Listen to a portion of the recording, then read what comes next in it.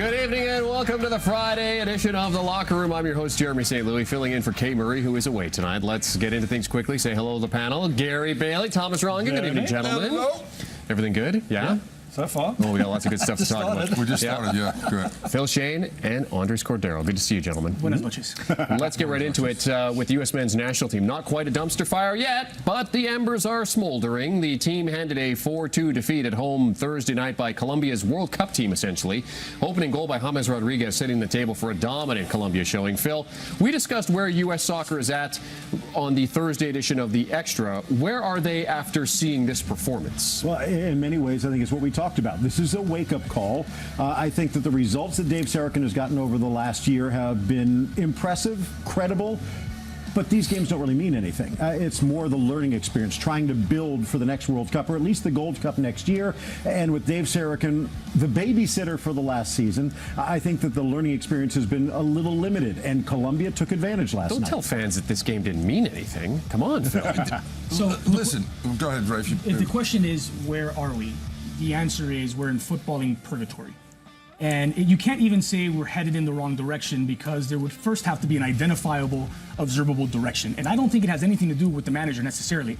I think the lack of a footballing culture, the lack of real tradition, the lack of what is required of these players. What kind of national team are we? Are we a defensively solid, fight for every inch type of team? Are we an attractive possession-based team? Are we a counter-attacking team? Or are we just sort of making it up as we go along with no real identity? And I think we're stuck in limbo.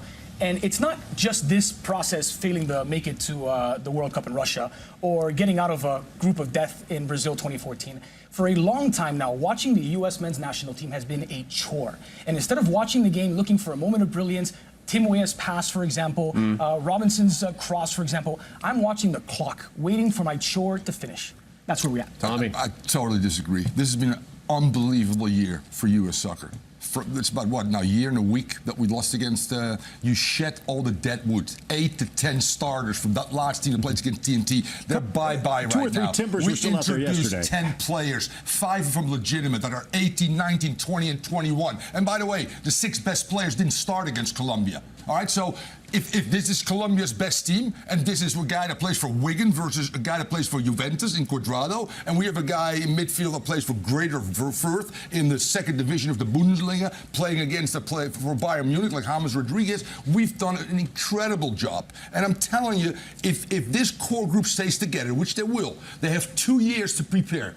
2 years means 120, I figured it out, 120 days together. Gold Cup, Olympics, and then the qualifying for the World Cup starts. This team is so far ahead of where they are. Just bring in the right coach, and you'll be fine. And you know what? At the end of the day, the opponent was just better. Yeah. I'm actually going to agree with you 100% here because I look at the match and think, yes, they lost 4-2. They lost against a fantastic Colombia team, ranked 14th in the world, with virtually their full World Cup squad, so it's a hard one to play.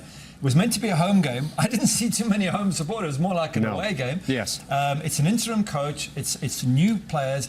And losing 4-2, yes, maybe they could have lost by more or less, whatever. I'm looking at it going, it's not a disgrace. Okay, but what's the identity? What's the identity of this team? Going back to what you were saying, Tommy. Yeah, okay, it's been a great year. How has it been a great year? We're a young soccer nation. You just don't go, okay, let's get Tata Martina. This is our identity. No, young soccer nation since we create the 1950s, identity. The players do. A coach does. The culture in Miami does. A guy that's an under-12 coach does. That doesn't happen like that. It's a very long process. We got a league that's 23 years old in terms of professional soccer. To expect for us to be like a team that, listen, our league is as old as Japan's league, and when I watch Japan play, they have an identifiable style. It's the same age. They've implemented promotion relegation. We play the same as France. France is a defensive team. France won the World Cup being defensive and using athleticism to break people down. We can do the same, maybe. Can they have an identity without a manager, though? That's the problem. Who was the manager for Colombia yesterday? They also have an interim coach. They're looking to replace Jose Peckerman. They use Arturo Reyes, who is their interim coach. But their identity goes beyond just who the manager is for this process, for this tournament. There's something that is required from Colombia. They're supposed to entertain. They're supposed to play a possession game brand of football. They're supposed to move the ball around with their short passing. I don't know what we are trying to do as a soccer nation. I want to point something out that bridges what you two are saying, and it focuses on the word culture. And Colombia, as a nation, you just watch almost any Colombian game, they play a lot like the national team. Maybe the talent isn't there, the caliber of play, but they play a certain style, and that is easier for the manager when he takes over the top spot. I think that the problem that I have, and we're going to wait and find out who the manager is going to be, maybe within a couple of weeks, but there is a significant portion of the soccer culture in this country that is, I don't want to say being ignored, but they're not being identified and pushed into the pipeline. And that has to do with the Latin culture. You do not need 100 million great soccer players. You need 11 to 20. But sorry, go ahead, Dre. Just one final point on this. When in club football, when the season's just over, it's been horrendous, and you're about to be relegated anyway, you'll see a manager bring out the young players, bring out the academy kids. Why? Because it peps people up. Everybody feels, well, it brings optimism about it. You know, they haven't messed it up yet. They're young players. They've got the entire footballing world in front of them. That's a bit of what's happening right now with U.S. soccer. We are delighted to see guys like Tim Weah. We're delighted to see young players get an opportunity, and we're filling our eyes with the idea of what these guys can be. But if you don't have the right culture to nurture that talent, to mold them into a proper national team, you can't create an artificially culture, guys. We don't have a soccer culture. We'll never have the same soccer culture as the rest of the world. And Japan is just a bad example, to be real honest with you. Yeah, they play technical football, but you know what? You go to Colombia, the first team is erected, what, in 1800, whatever. Of course there is a culture, and it's the only sport they play in that country. We are doing a pretty good job within all the problems that we have. A huge country. California lives differently than in New York, the Northeast. Players there are hardened. Over there, they're technical. Believe me, in 2026, this team will represent what this melting pot is all about. Technical players in midfield, good athleticism up front, a good organization, and I'm telling you, this team will be okay. And how many managers will he have gone through by then? Because by all reports, the guy in line to take the position is Greg Berhalter, though apparently the LA Galaxy are also interested in his service, giving him a little bit of leverage and certainly a decision to make. Is Berhalter the best option for U.S. soccer at this point? I think among the Americans, he would be up there, taking a look at what's gone on in Columbus, just all the extraneous circumstances to be able to guide them to where they are this season. He's also one of the few, like Jesse Marsch has done right now, that has gone over to Europe to test himself and done rather well there. And he knows this culture, he knows the system. I still think, in my mind, how many Americans have won a World Cup as a manager?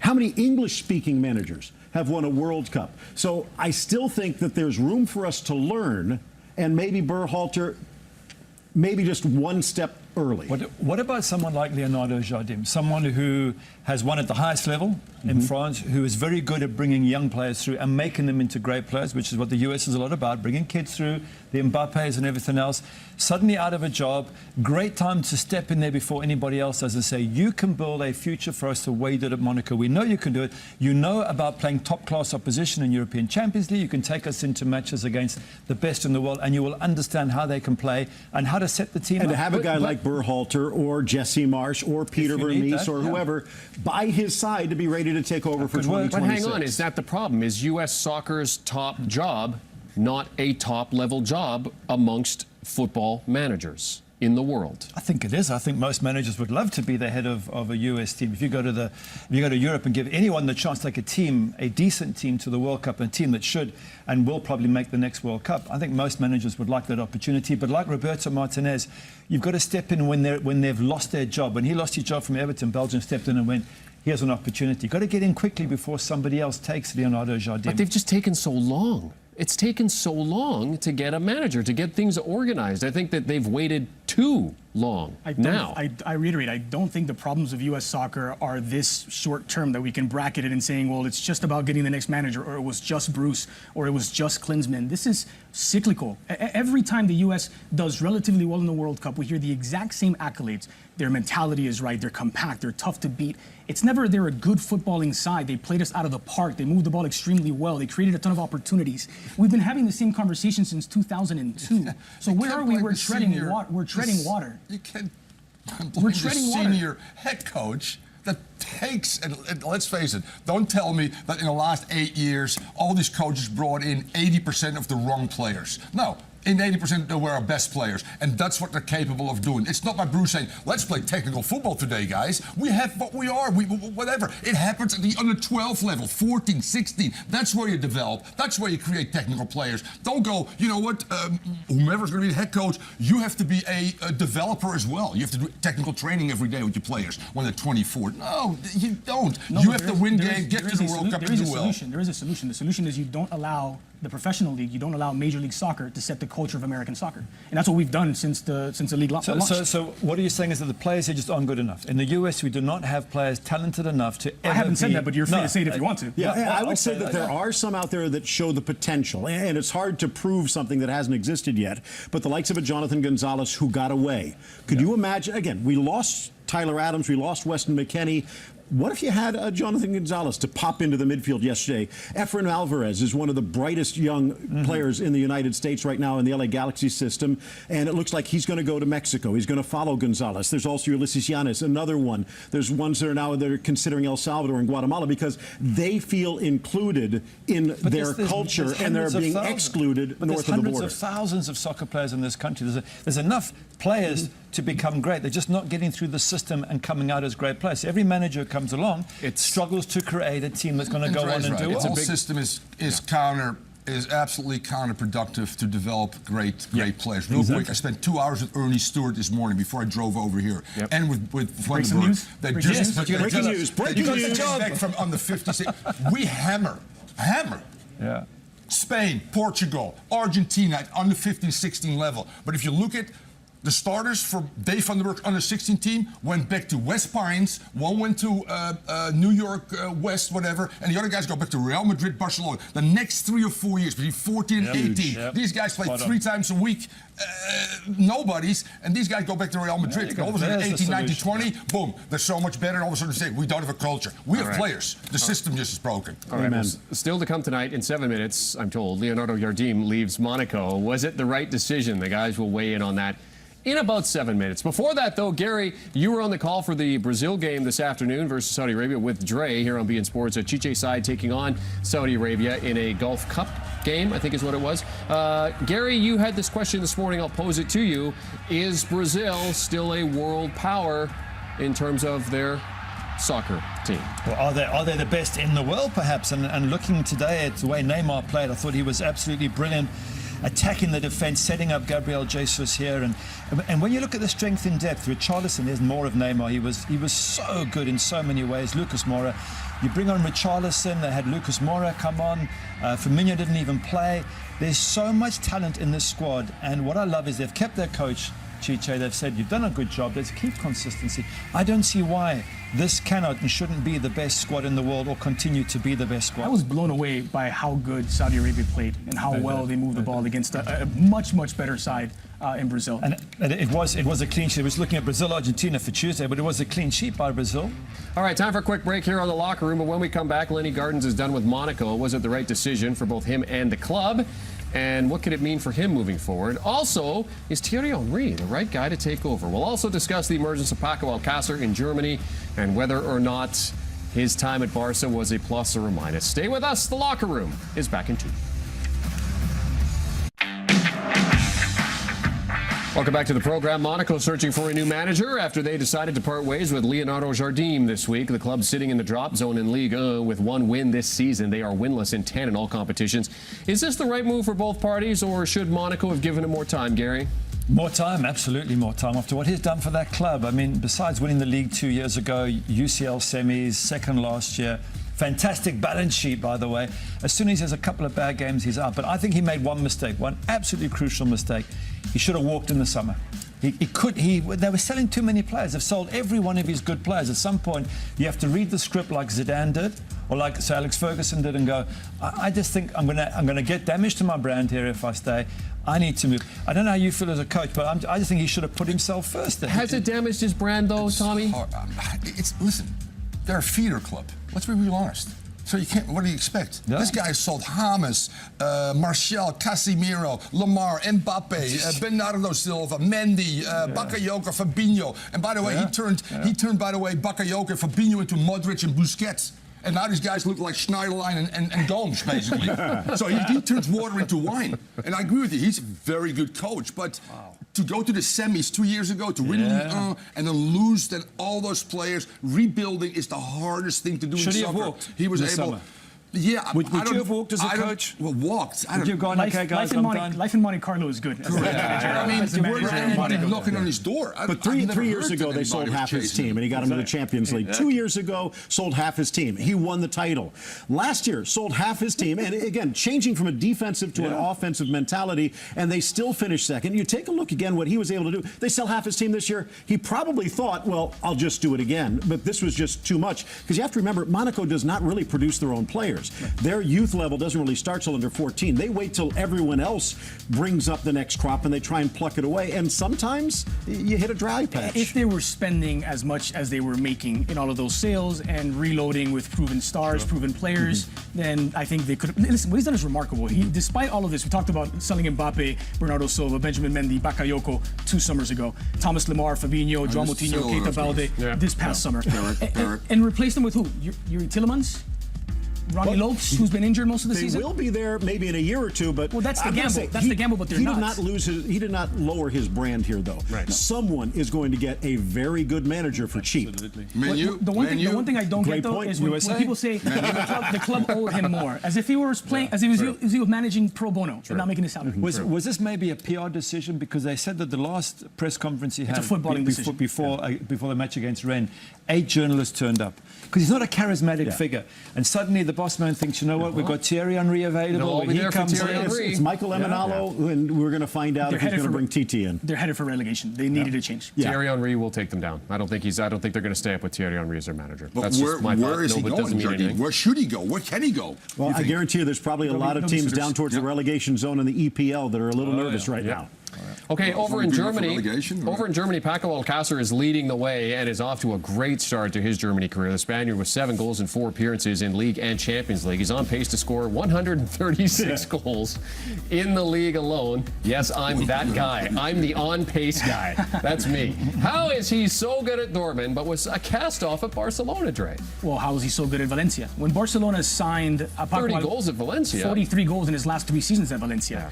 When Barcelona signed Paco Alcácer, they signed the guy that at the time was the future number 9 for the Spanish national team. He was the next in line to be the starting starting center forward for Spain, and that's who Barcelona thought they were getting. Turned out not to be a good fit for the club.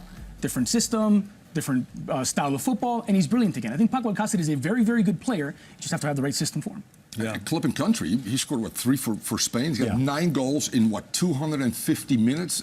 Suarez has 3 goals in 600 minutes, just to give you an idea. I think players like that, I don't think he's a starter for Barca, to be real honest with you. You need to play every day. Moratas, Correa's coming off the bench, scoring. He's not that type of player. He needs rhythm. He needs touches. He needs to be in the build-up. He needs to get in the box. And all of a sudden, he gets that in the Bundesliga, and he goes back to his Valencia it's like Dre form. said, there's an organic element to Barcelona. You need to be a specific type. Archer, for example, grew up in Grêmio, but he fits the system. Paco Alcácer, maybe put him in a Real Madrid system. Borussia Dortmund, which is high pressure, high intensity, immediately into the box to try and strike. Paco's there, he's putting it in. When he joined, the front 3 was Neymar, Suarez at his absolute And peak, Messi. and Messi. When you look at those front 3 as a striker, and you think You're not getting in there. and you think, okay, so I'm going to be on the bench. I'm not going to play regularly. Am I prepared to risk going there? Maybe I'll break through. Maybe one of them gets injured. Maybe. But then maybe I sit for 2 years and I don't get to play. It's a risky decision. I think Julian Draxler's done similar at PSG.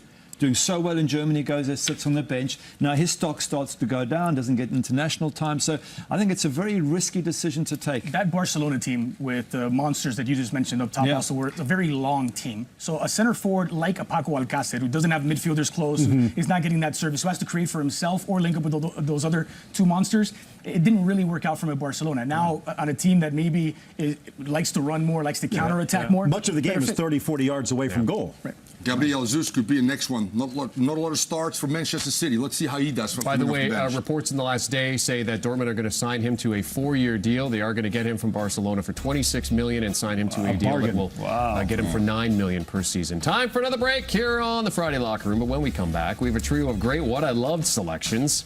Stay with us for that. We'll be right back.